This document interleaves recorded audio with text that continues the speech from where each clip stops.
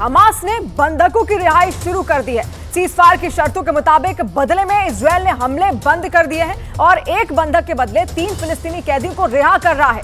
4 दिनों का सीजफायर है और इस बीच 50 बंधकों को हमास रिहा करेगा। लेकिन सवाल है कि क्या इस बीच बाकी के बंधकों को वो रिहा करेगा? क्या बचे हुए बंधकों के लिए अलग से डील होगी? सवाल यह भी है कि अगर सीजफायर के बीच टूट गया तो आखिर क्या होगा?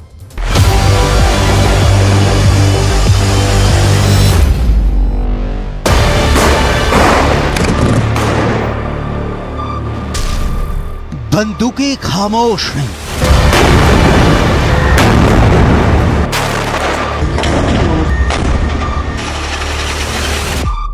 तोप चुप हैं।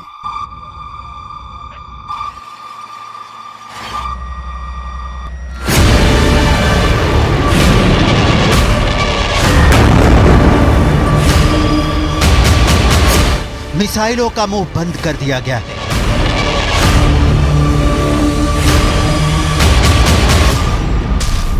गाजा मातम वाली शांति में डूब गया है।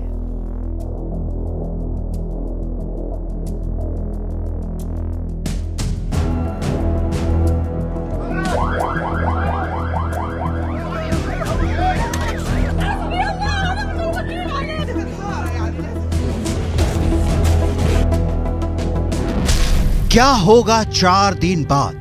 गाजा पूरी तरह मटियामेट या सीज फायर बचा लेगा गाजा की जान? सीज फायर टूटा तो गाजा का 24 घंटे में सफाया।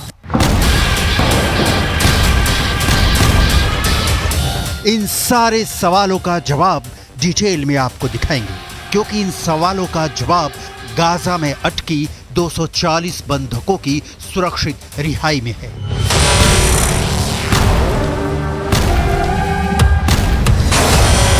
हमास ने बंधकों को छोड़ने के एवज में ही सीज फायर की गारंटी ली है। बंधकों की रिहाई की गिनती शुरू हो गई है।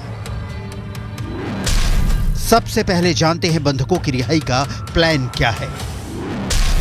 डील के तहत 4 दिन तक कोई जंग नहीं होगी, लेकिन इस बीच हमास 50 बंधकों को रिहा करेगा। इनमें महिलाएं और 19 साल से कम उम्र के बच्चे हैं। इसके बदले में इजरायल 150 फिलिस्तीनी महिलाओं और बच्चों को छोड़ेगा। मतलब एक बंधक के बदले इजरायल को फिलिस्तीन के 3 कैदियों को अपनी जेलों से रिहा करना होगा।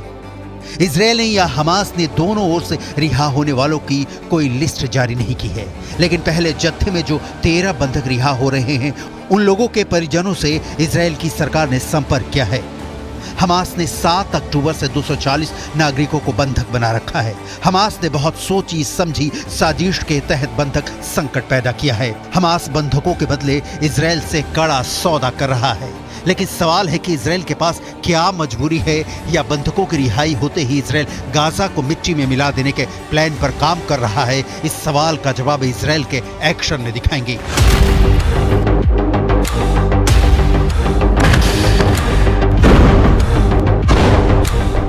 उसके पहले सीज फायर वाली डील कहीं चीथड़े चीथड़े होकर हवा में बिखर न जाए, उसके लिए हमास इजरायल ने कैसे डील की है, इसकी डिटेल देखिए। ये सीज फायर सिर्फ 4 दिन के लिए ही रहेगा। सुबह 7 बजे से शाम 4 बजे के बीच बंधकों को छोड़ा जाएगा। हर दिन 13 बंधक रिहा किए जाएंगे। इजरायल ने एक बयान जारी कर बताया कि इसके बाद अतिरिक्त 10 बंधकों की रिहाई पर सीज फायर 1 दिन और बढ़ जाएगा। मतलब 5 दिनों में कुल 60 बंधकों को छोड़ने का सौदा हुआ है। इसके बाद 180 बंधकों के लिए हमास इजरायल के बीच कौन सा समझौता होगा, ये अब तक तय नहीं है। इसके अलावा हर दिन 200 ट्रक गाजा पट्टी में आ जा सकेंगे। इन ट्रकों में मानवीय और चिकित्सीय सहायता होगी। हर दिन ईंधन लेकर 4 ट्रक भी गाजा में आएंगे। कागजी पन्नों वाली डील जमीन पर कैसे उतरेगी, इसकी कंप्लीट जानकारी इजरायल के प्रधानमंत्री के सलाहकार से सुनिए। The Red Cross will take them across the border and hand the hostages to representatives of the Israeli Defense Force, who will meet each hostage and identify them physically and by the lists that we have, and see that these are the correct people that we are receiving. बंधकों को लेकर deal की पटकथा America ने लिखी है, जिसे Qatar की मध्यस्थता में जमीन पर उतारा जा रहा है। हमास बंधकों को छोड़कर सिर्फ इजरायल का तनाव नहीं दूर कर रहा है। Argentina, Britain, Chile, France, Germany, Portugal, Spain, Thailand और अमेरिका जैसे देशों का तनाव भी कम होगा, क्योंकि इन सारे देशों के नागरिक भी 240 बंधकों में शामिल हैं। हमास के पास 5 दिनों के बाद भी 180 बंधक बचे रहेंगे। हमास चाहता है कि इजरायल सभी फिलिस्तीनी कैदियों को रिहा करे और इजरायल चाहता है कि सारे 240 बंधकों को रिहा करो। फिलिस्तीनी प्रिजनर्स सोसाइटी के मुताबिक इजरायल ने 22 नवंबर तक 7,200 लोगों को हिरासत में रखा है, जिनमें 88 महिलाएं और 250 बच्चे हैं। इजरायल ने एक लिस्ट जारी की है जिसमें 300 फिलिस्तीनियों की जो रिहा होंगे उनको काबिल माना है। इनमें से ज्यादातर की उम्र 19 साल से कम है और उनके खिलाफ कोई संगीन अपराध भी दर्ज नहीं है। हमास नॉन मिलिट्री लोगों को रिहा कर रहा है और बदले में इजरायल वैसे कैदियों को जिनके खिलाफ आतंकी कार्रवाई के केस दर्ज नहीं हैं। आपके जहन में यह भी सवाल उठ रहा होगा कि दोनों जानी दुश्मन सीज फायर के लिए तैयार कैसे हुए, क्या मजबूरी रही, लिहाजा सीज फायर के लिए हमास और इजरायल क्यों रेडी हुए हैं। इसकी डिटेल देखनी बहुत जरूरी है, क्योंकि इस रेडी होने में तूफान के पहले की खामोशी दिखती है। वजह नंबर 1, 1.5 महीने के बाद भी बंधकों की रिहाई नहीं होने के बाद इनके परिजन विरोध प्रदर्शन के लिए सड़क पर उतर आए हैं। वजह नंबर 2, इसके अलावा गाजा में हर दिन खराब होती मानवीय स्थिति के चलते इजरायल पर अंतर्राष्ट्रीय दबाव भी बढ़ रहा है। वजह नंबर 3, 23 लाख की आबादी वाली गाजा पट्टी में 17 लाख लोग विस्थापित हो गए हैं। वजह नंबर 4, इसके अलावा क्षेत्र में मौजूद 36 में से केवल 10 अस्पताल ही फिलहाल काम कर रहे हैं। इजरायल सीज फायर के लिए माना क्योंकि बंधकों में विदेशी भी हैं और गाजा में भयंकर मानवीय संकट पैदा हो गया है। लेकिन हमास सीज फायर के लिए क्यों रेडी हुआ? जानकारों का मानना है कि हमास फिर से संगठित होने के लिए किसी भी युद्ध विराम का इस्तेमाल करना चाहता है। कहा जा रहा है कि हमास धीरे धीरे इजरायल की जेलों में बंद और अधिक कैदियों को रिहा करने की मांग करके युद्ध विराम बढ़ाने की कोशिश कर सकता है, लेकिन इजरायल इस मुहाने पर आकर जवाबी कार्रवाई नहीं रोकना चाहेगा।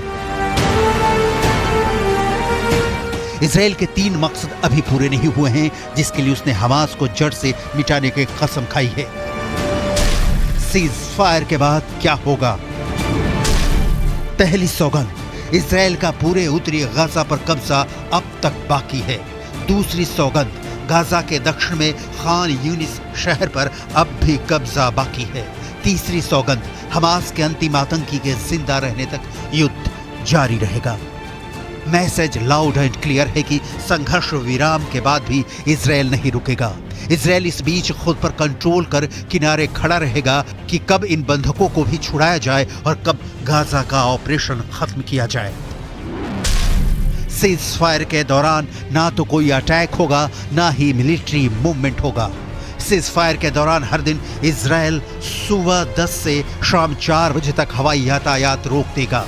इजरायली सेना गाजा में न तो कोई हमला करेगी और ना ही किसी को गिरफ्तार करेगी। इजरायल डिफेंस फोर्स यानी IDF इस वक्त गाजा में मौजूद है।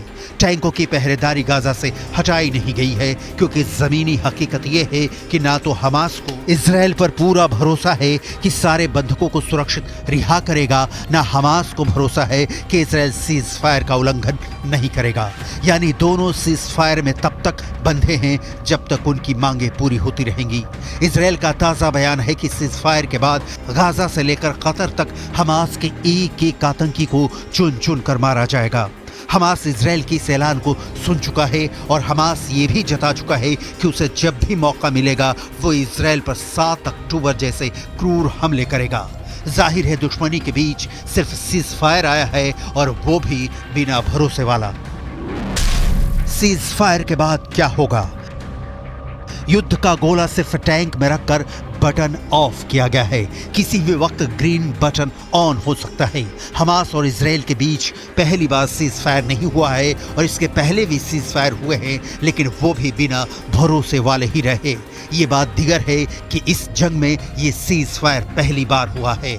इस बार का सीज फायर गाजा को संपूर्ण रूप से तबाह होने से कितने दिन या कितने घंटे बचा पाएगा कह पाना बहुत मुश्किल है, क्योंकि युद्ध मैदान में परिस्थितियां हर पल बदल रही हैं।